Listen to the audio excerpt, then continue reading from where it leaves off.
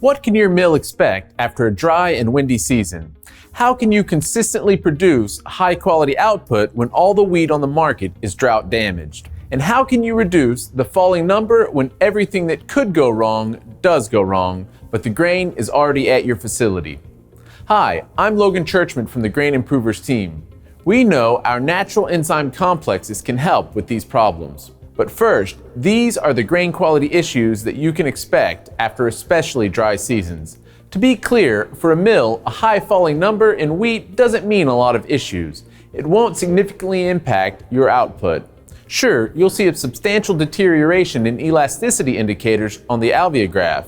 It will be harder to sell such flour, but it's not the worst part. It's your customers who will face a real problem. Maybe not pasta manufacturers, but bakers and confectioners for sure. The problem is, a high falling number often accompanies protein defects in grain.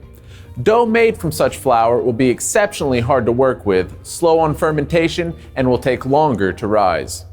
Bakery products from it will lack volume. Bread crust will look unnaturally pale and uneven. The crumb will be, well, unnaturally crumbly. Also, the bread will be dense, insufficiently porous, and will stale faster on store shelves. While the mill doesn't have any problems with high falling number grain directly, you might end up with dissatisfied customers who won't return for the next batch.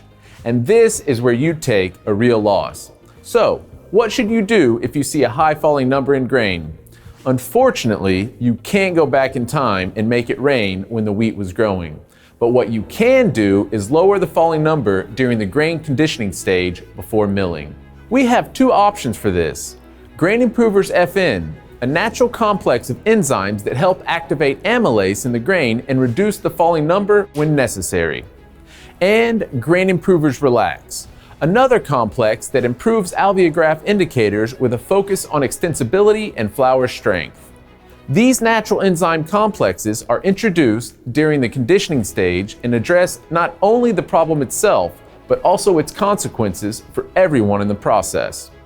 At your mill, grain improvers basically pay for themselves and justify the investment with extra profits. You lose less protein at every step of the way. Equipment, especially brushing machines and rollers, operate more efficiently, saving your budget with lower energy bills. The quality of the flour is guaranteed to improve and actual output to increase. And for the bakery producers, it means that the flour they purchased from your mill will make high-quality bread and confectionery. It will be easier to work with the dough, yielding more products with a better volume from every batch. Most importantly, their bread will retain its softness and elasticity longer with a light, airy crumb and an appetizing, beautiful crust, just the way people love it. Grain Improvers is more than just a way to reduce the falling number in flour. So, book a consultation. With the support of our team, we can find the optimal solution for your mill. Let's tackle all the problems of grain together.